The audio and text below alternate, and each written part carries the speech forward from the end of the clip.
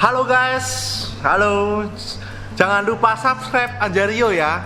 Oke, untuk sekarang saya akan bercerita tentang kisah elang dan itik. Oke, sebelum saya mendengarkan, jangan lupa subscribe dulu. Saya akan menjelaskan tentang elang dan itik, guys. Pada suatu ketika, guys, hiduplah seekor elang dan seekor itik. Elang karena burung elang itu ada di pohon, ya. Telurnya ada di pohon dan itik itu ada di bawah. Oke. Nah, saat itu telur elang ada di atas, ada 5, tat, dan telur itik ada di bawah juga, telur itik. Kemudian suatu ketika ibu elangnya sedang membuahi, ibu itiknya juga sedang membuahi. Pada saat itu terjadi gempa, guys. Karena gempa itu getaran, yang terjadi apa? Telur elangnya itu jatuh, cepluk. Telur elangnya jatuh kemana? Ke telur itik. Nah,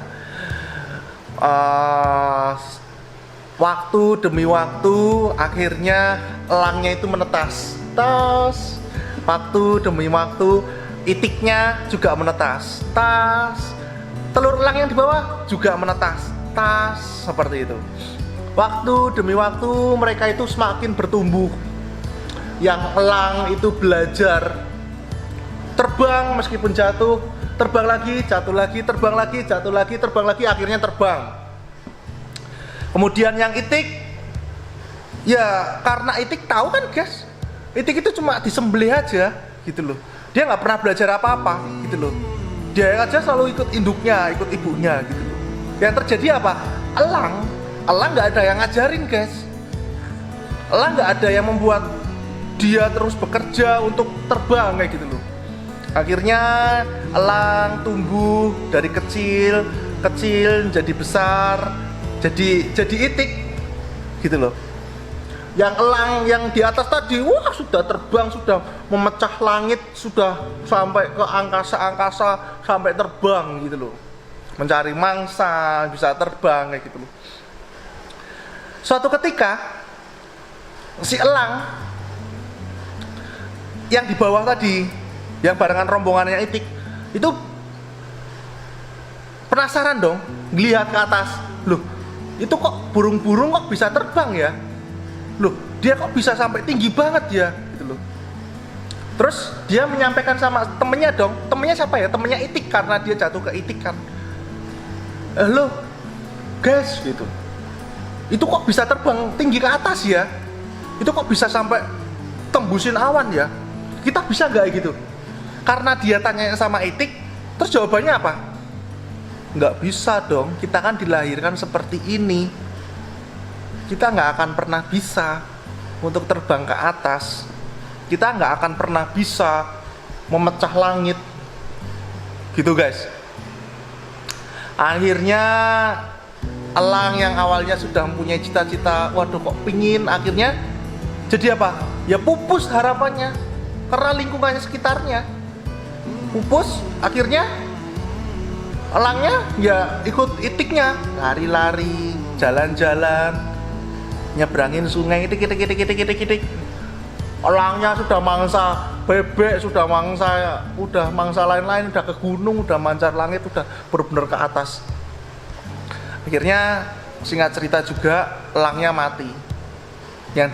Yang sama itik ini, elangnya mati, itiknya mati, elangnya yang di atas juga akhirnya mati. Bisa diambil cerita, guys. Bisa diambil cerita, bisa diambil nilai-nilai dari cerita yang tadi saya ceritakan.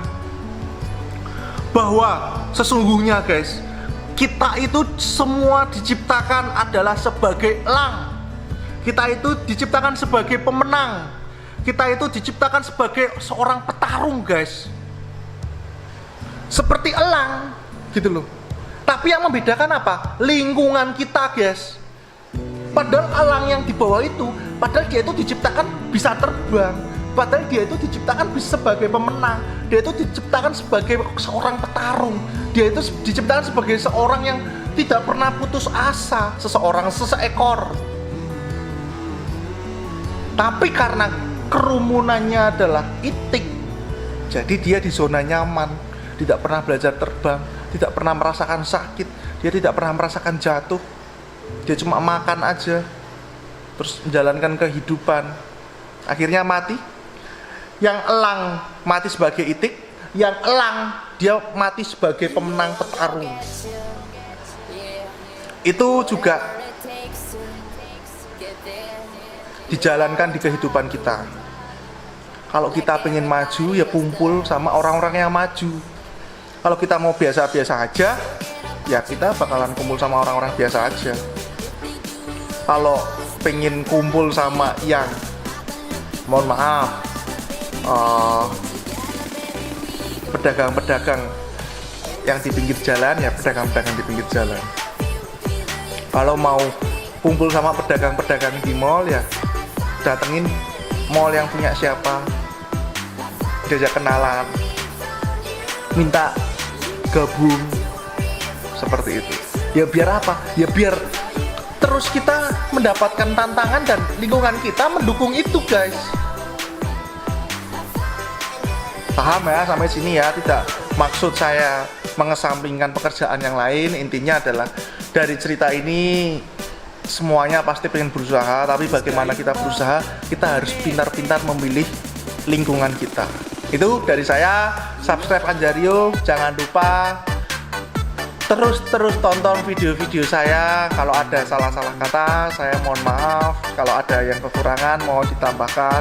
Kita sama-sama belajar, dan sampai jumpa di vlog selanjutnya, guys.